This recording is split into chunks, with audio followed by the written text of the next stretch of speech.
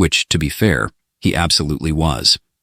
The courtiers were dressed in outfits that seemed to defy both gravity and good taste, with layers of flowing fabric, glowing jewels, and metallic accents that shimmered with every movement.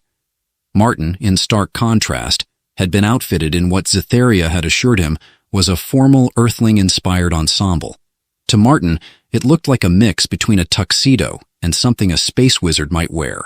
The long dark coat trailed behind him like a cape, and the intricate silver embroidery on the lapels made him feel like he'd wandered onto the set of an intergalactic fashion show.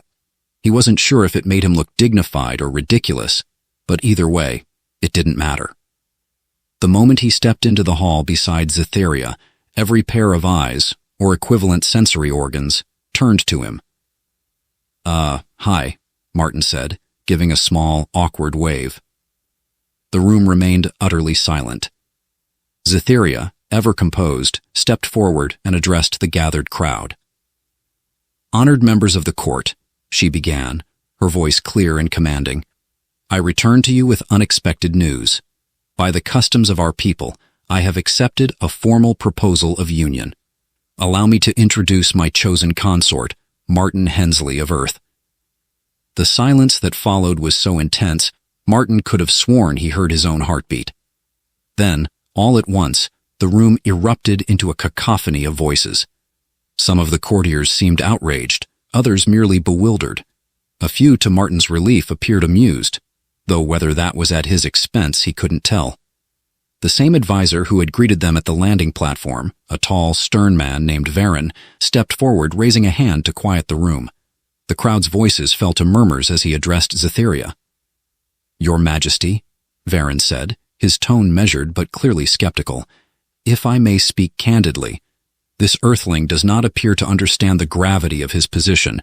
Are we to believe that this—" He paused, as if searching for the least insulting term. "Individual is to stand beside you as consort and potential co-ruler?" "Potential what now?" Martin blurted out, his voice rising in panic. He turned to Zetheria. "You didn't mention anything about co-ruling. I thought this was more of a ceremonial thing, like, hey, look, I'm married to a queen, but I still get to go home and binge-watch TV." Zeitheria's lips twitched, the faintest hint of a smile threatening to break through her otherwise stoic expression. "As my consort, you will, in time, share certain responsibilities. It is not merely ceremonial." Martin stared at her, his brain struggling to process the words. "You've got to be kidding me." "I assure you," Zetheria said, her tone calm, "I am not." Before Martin could spiral any further, Varen stepped in, his expression darkening. "Your Majesty," he said, "this matter cannot be decided so lightly. The court must deliberate. The future of Zalvona is at stake, and we cannot afford to take unnecessary risks." Martin felt a pang of relief. Finally, someone was talking sense. "Yes, deliberate. Take all the time you need. Weeks, months, years even. No rush." The crowd erupted into murmurs again, and Zetheria raised a hand to silence them. "The court may deliberate," she said firmly, "but know this. The decision has been made. Martin Hensley is my chosen consort, and I will not entertain challenges to his place at my side."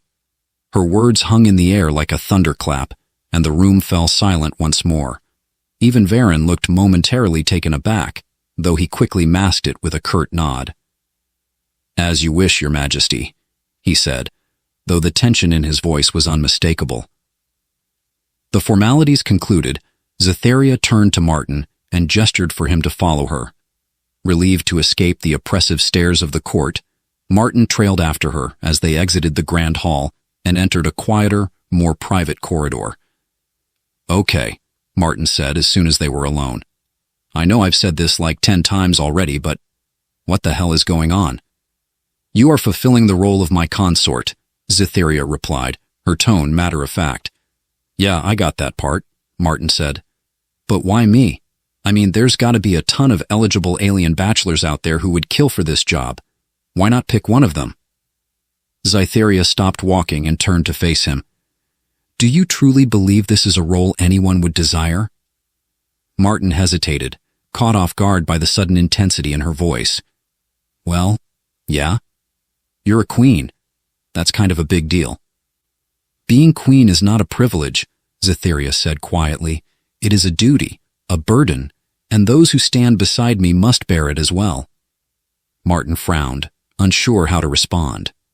He'd always thought of royalty as glamorous and exciting, the kind of life most people could only dream of, but the look in Zytheria's eyes told a different story, one of weight and isolation that he couldn't begin to understand. Okay, he said after a moment, but that still doesn't explain why me. I'm just a guy. I'm not special or brave or, well, anything really. I'm the furthest thing from a royal consort you could possibly find. Zytheria's expression softened, and for the first time Martin saw a hint of vulnerability beneath her composed exterior. You underestimate yourself, she said. When you proposed, intentionally or not, you showed courage and sincerity, qualities that are far too rare in those who seek power. Martin snorted. Yeah, well, don't get used to it. Most of the time, I'm more of a run away and make bad jokes kind of guy. Zytheria's lips curved into a small, almost reluctant smile. Perhaps, but you are here nonetheless, and that, Martin Hensley, is more than enough for now. Her words lingered in the air as they continued down the corridor, the silence between them surprisingly comfortable. For the first time since this whole ordeal began, Martin felt a flicker of something he couldn't quite name, something that felt almost like hope.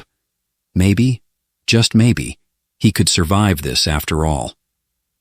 The next morning, or at least what Martin assumed was morning, given the faintly golden light spilling through the intricate, glowing lattice of Zytheria's royal chambers, he woke to the realization that this wasn't a weird dream. It was his life now.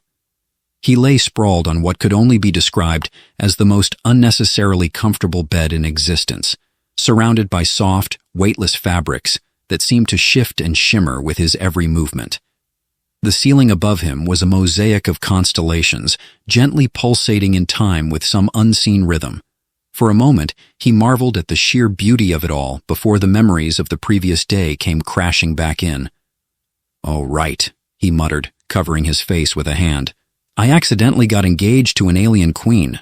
Awesome.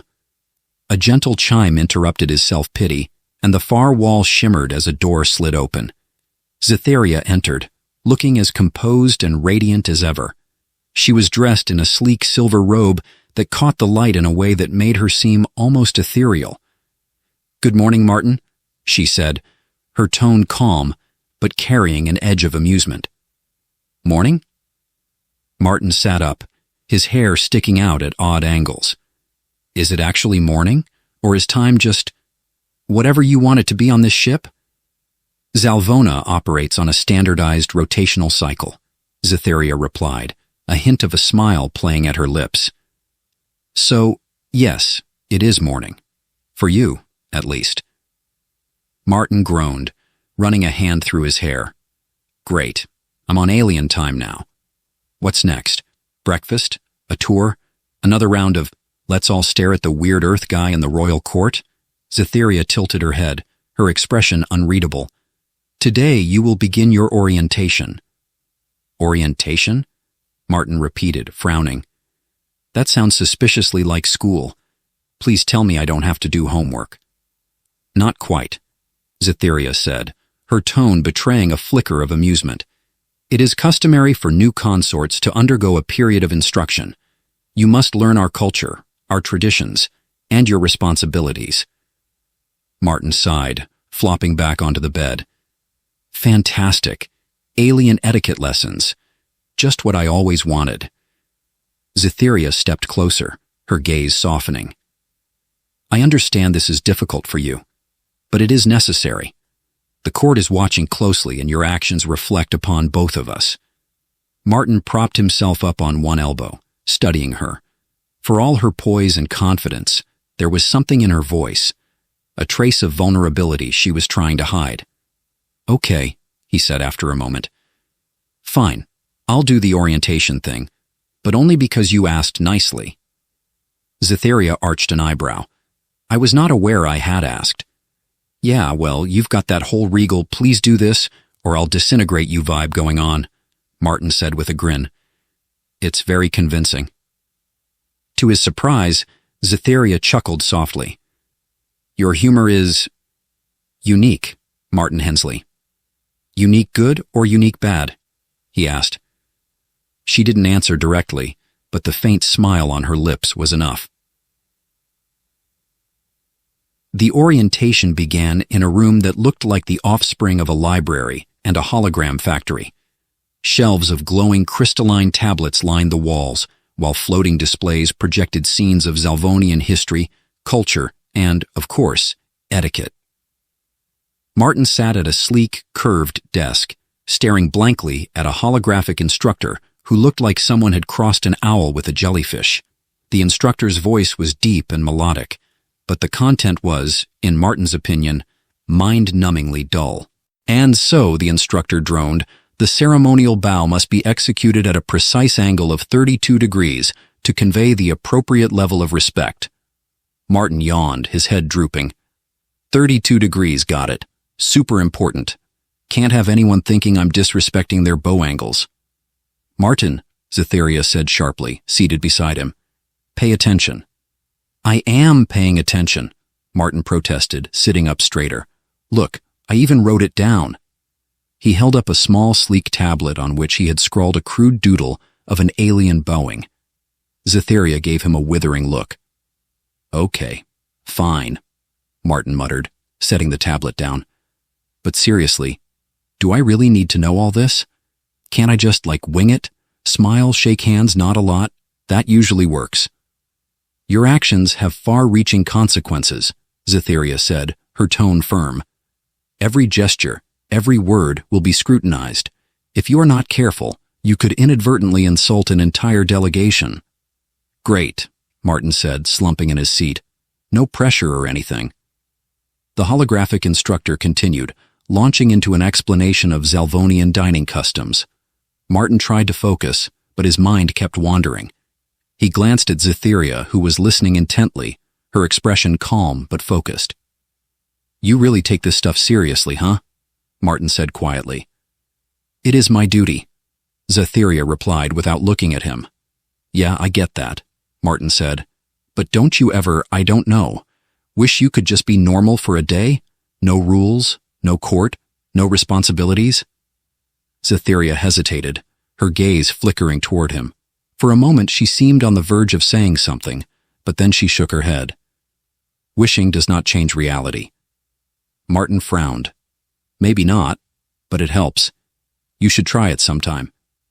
She didn't respond, but the brief flicker of emotion in her eyes told him he'd struck a nerve.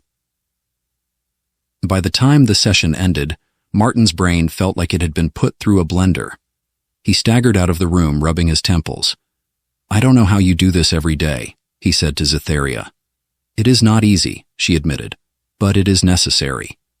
Yeah, I'm starting to pick up on the theme here, Martin said.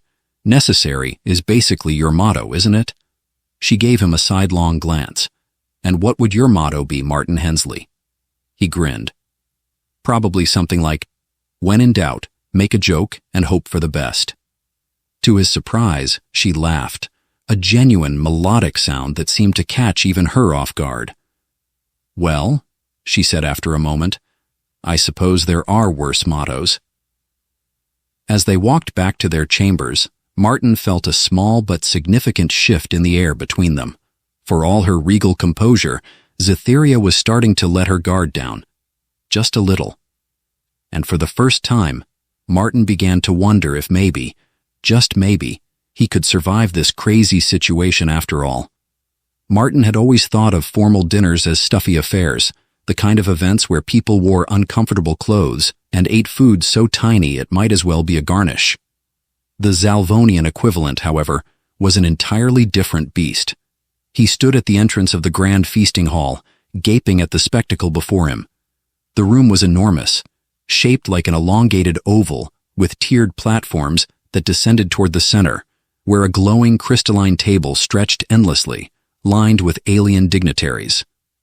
Above them floated orbs of light that pulsed softly, casting a golden hue across the hall. The air was filled with the hum of conversation, the occasional sharp trill of laughter, and the faint aroma of something that smelled suspiciously like roasted marshmallows. At first glance, the food seemed relatively normal: fruits, meats, and drinks in various colors and forms. Then Martin noticed one of the dishes appeared to be wriggling. "Please tell me that's not alive," he whispered to Cytherea, who stood beside him, regal and composed as ever. "It is not," she said simply. "That's not as reassuring as you think," Martin muttered, adjusting the high collar of his formal outfit. This one had even more embroidery than the last, and he felt like a walking piece of abstract art. The two of them began descending the steps, drawing the attention of the entire room. Conversations paused, and dozens of eyes, or their alien equivalents, fixed on them. Martin felt like a bug under a magnifying glass. "Is it just me, or do these people always stare like they're trying to figure out if I'm edible?" he asked under his breath. "Perhaps they are," Cytherea replied, her tone neutral. Martin shot her a look. "Was that a joke? Did you